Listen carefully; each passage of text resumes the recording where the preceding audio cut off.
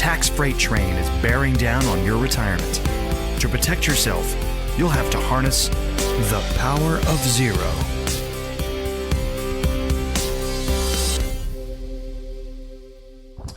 Welcome to the Power of Zero Show. David McKnight, your host. So grateful that you could be with us this week, carving a little bit of time out of your busy schedule to learn more about the Power of Zero paradigm.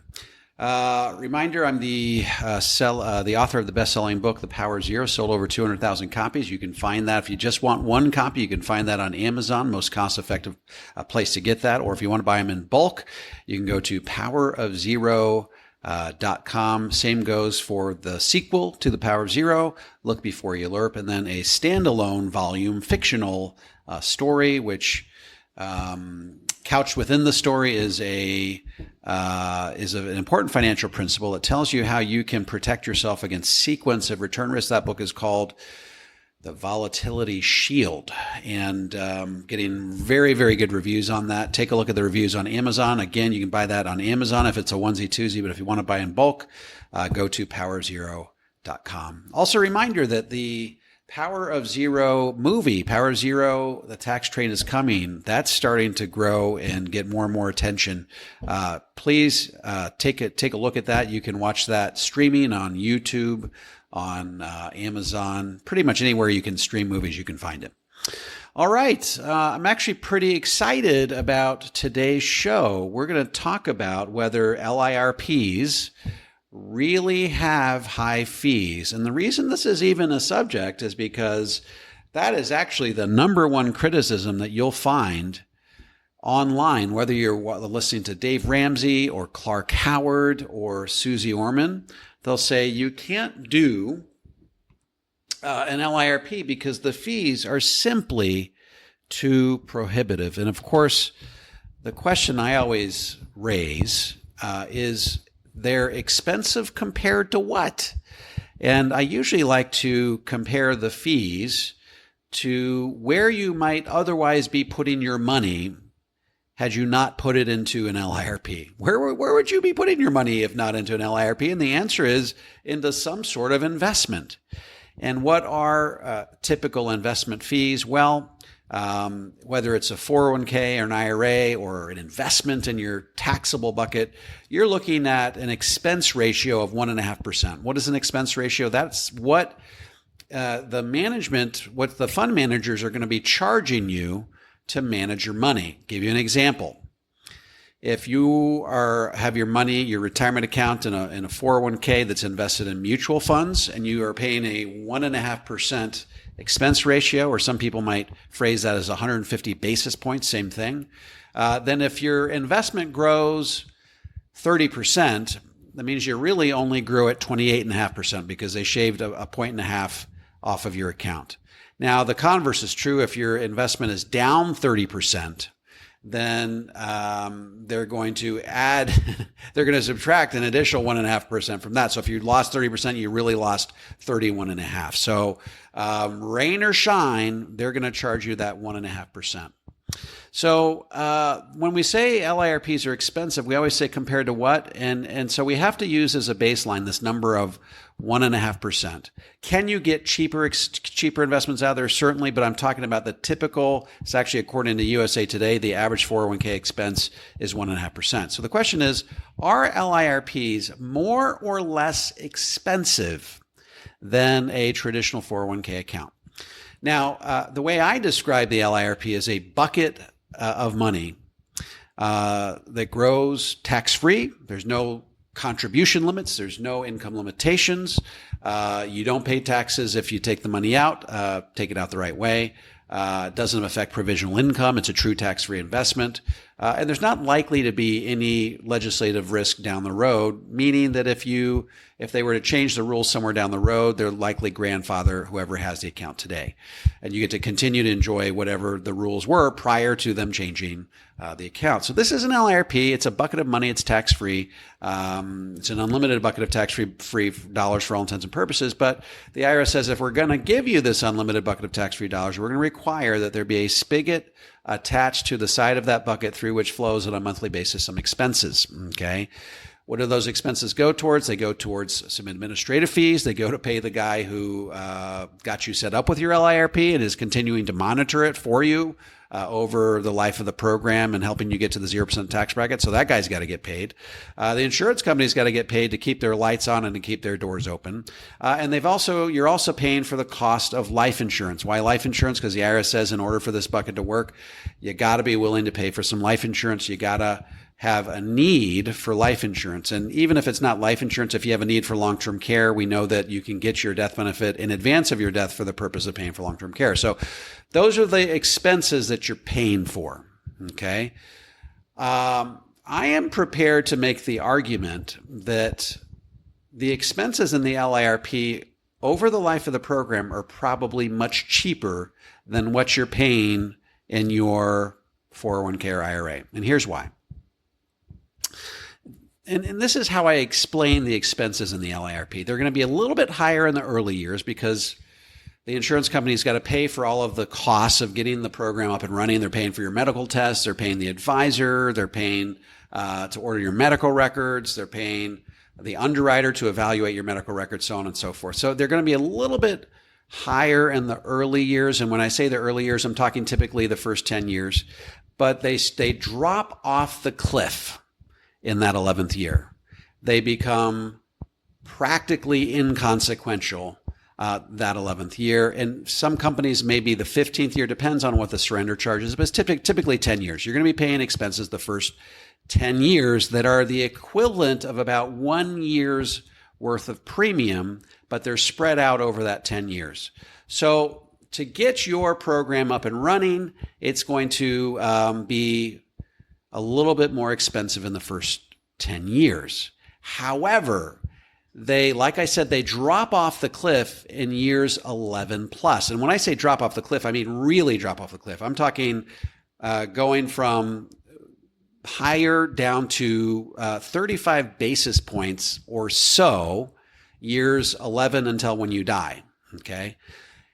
Now, a little bit higher in the early years, much lower in the later years. But when you average it out over the life of the program, it's going to cost you less than 1.5% of your bucket per year. Okay. Now you may say, Dave, I don't know if I'm willing to pay all of those expenses in the early years, even if it gets much better further down the road. And let me respond to that. As I say in my book, Look Before You LIRP, I say it over and over and over again. Don't do an LIRP if you're not planning on keeping it your whole life. It's not going to be a good deal. You may even end up having some adverse tax consequences. There's a death benefit component that only works when you actually die, and there's a long-term care or chronic illness component that is going to be there for you in your waning years. But if you don't keep it until your waning years, you're not going to be able to use it. So I say this over and over and over again. You have to embark on this relationships like a marriage, like I say in Look Before You LIRP, Look Before You Leap. It's a play on Look Before You Leap. Don't embark on this marriage to your LIRP unless you're planning on keeping it for your entire life. And if you're planning on keeping it your entire life, why are you getting fixated? Why are you getting hung up? Why are you getting wrapped around the axle when it comes to the expenses in those first few years of the program, which is frankly what Dave Ramsey does, frankly what Susie Orman does, and it's frankly what Clark Howard does. If it's something you're going to be married to you till death do you part, you should really be looking at the expenses in terms of what it does to your internal rate of return over the life of the program. Now, why is this significant?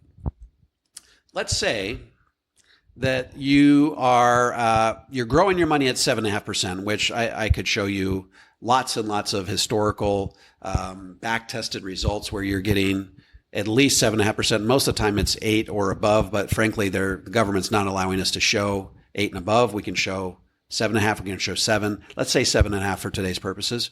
So we show a 7.5% rate of return. If you look at the internal rate of return in the illustration, what you'll find is that the return for the first 6 years is going to be negative. We don't get hung up on this because we're not doing this as a short-term thing.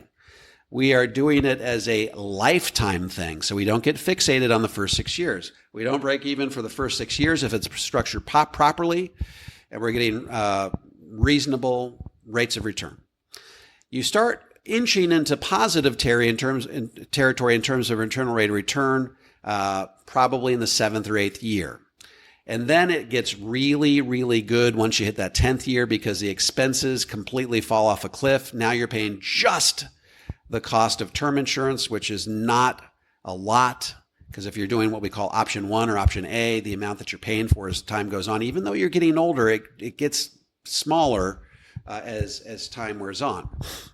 So by the time you reach the 25th year, okay, if you look at the internal rate of return on a 7.5% gross rate of return, you are going to be in the 6 to 6.5% net internal rate of return. What does that mean?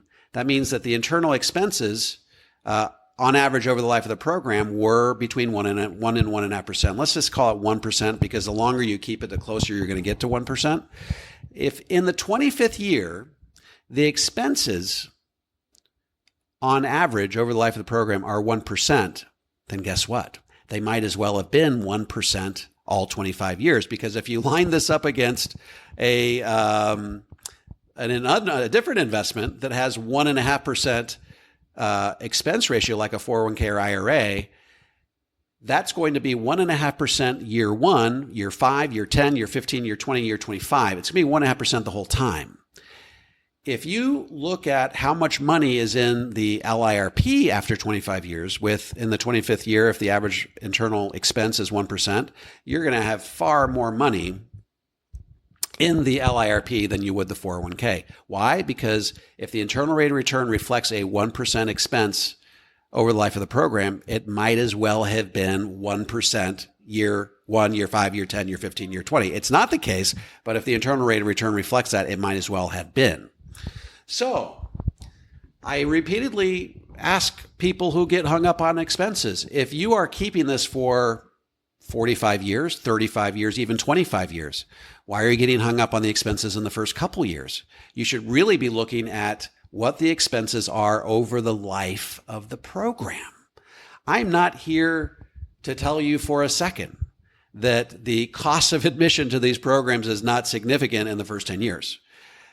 I'm just telling you that when you average it out over the life of the program, which is really what you should be doing when considering a lifetime proposition like the LIRP that really pays benefits the longer you keep it, we should really not be getting hung up on what happens in the first several years. It's sort of like when you buy a home, most of your money is going towards interest in those first couple of years, but then you get to the point in the mortgage where it really starts cranking. You really start paying down that principal. It's a little bit like that in the LIRP, maybe a gross oversimplification, but the longer you keep the LIRP, the more dramatically those expenses reduce, and the better your internal rate of return. And you literally get to the point where if you keep this thing long enough, i.e. the length of time that you intended to keep it when you started the program, you are going to have a really, really lean, tax-free bucket of money that is far more flexible than any other tax-free bucket of money that you can get. Now, remember, we've talked about the expense, but we have to remember that you're getting something useful in exchange for these expenses. What are you getting in exchange for these expenses? You're getting safe and productive growth. Guess what? If it's costing you, say, 1% and you're getting a gross average rate of return of 7.5%, you're getting 6.5% tax-free without taking any more risk than you're accustomed to taking in your savings account. So let me ask you that. If you can get 6.5% without taking any more risk than what you're accustomed to taking in your savings account, I would say that's a pretty safe and productive way to grow at least a portion of your money. Shucks, that's like if you could get 6.5% in your bond portfolio, without taking any more risk than what you're accustomed to taking in your savings account, I would say that that's a pretty good bond portion of your portfolio. So what a lot of people do is they'll say, hey, look, if I can get safe and productive 6.5% growth or even 6% growth, I will make that the bond portion of my portfolio, and I can therefore take a little bit more risk in the rest of my portfolio. So I think that that's significant. So I think in short, what I really want to tell you is that I think that the expense issue in LIRPs is way overblown. We have to contextualize the expenses within the broader picture, and remember that we're only doing the LIRP because it's going to provide us benefits over our lifetime. And if it's going to be providing us benefits over our lifetime, we should not be making snap judgments on what the cost of that program is in those first couple of years. So anyway, that's the show for today. I just wanted to remind you that LIRPs have some amazing qualities. Again, they're not a silver bullet. They should be used in cooperation and in concert with all of your other tax-free streams of income, your Roth IRAs, your Roth 401ks, your Roth conversions, distributions up to your IRA, offset by your standard deduction. And of course, if you do it all just the right way, you get to be in the 0% tax bracket. My partner, Larry, has a great saying. He says, getting the 0% tax bracket is like having a perfect key. You know, a perfect key, if you look at the key, you turn it sideways, you can see the ridges on there, and the ridges have to be just the right height. Some are taller, some are shorter. You got little gaps in there. You got, peaks and valleys. And if all of those things are just the right height and just the right depth, then it unlocks the tumblers in that lock. And getting the 0% tax bracket is exactly the same way. You've got to have the right amounts of money in each of these accounts. Some accounts are a little bit higher, some are a little bit lower. But when you have the right levels inside those accounts, it unlocks the 0% tax bracket. If you are too disproportionately allocated in one account, you're not going to get there. If you're not accounting for an inheritance that you're likely to receive somewhere down the road, then you're not going to get to the 0% tax bracket. Or you'll think you'll be there, and then all of a sudden it'll be the lock will seize up on you. So the LIRP is not a silver bullet. It needs to be used in cooperation and concert with all these other streams of income, and the harmony between those has got to be just right. But I'm also here to remind you that the LIRP can do something that none of those other streams of income can do. It can give you safe and productive growth. And when productive, 6 to 6.5% is a very productive way to grow a portion of your money. It's giving you a death benefit that doubles as long-term care. And if you die peacefully in your sleep 30 years from now, never having used it, someone's still getting a death benefit. So there isn't that sensation of having paid for something you never have to use. And what I predict is that as we dispel a lot of these myths as it relates to the LIRP, from what you're seeing online from people that don't understand how it should be used properly, I think that you're going to see that the LIRP is going to grow in popularity, especially as people recognize how powerful it is. And the Wall Street Journal's articles bear this out, how powerful it is when operating as a solution, a risk mitigation alternative to long-term care, or what we call having a chronic illness. So again, that's a show for today. If you need help navigating all of the pitfalls standing between you and the 0% tax bracket, we're happy to help you out. Go see us at davidmcknight.com, and we'll be happy to give you whatever assistance you need. Again, subscribe if you want to get these podcasts every week. We're going to have new content coming out like we have for the past 42 weeks, every week from here on out. And if you want to know what we'll be talking about and when that show arrives, typically on Wednesday, subscribe to us, and we will send you an email letting you know exactly what we're talking about and when when it's going to be airing. So thanks again for being on the show, and we will look forward to talking to you next week. Have a good one.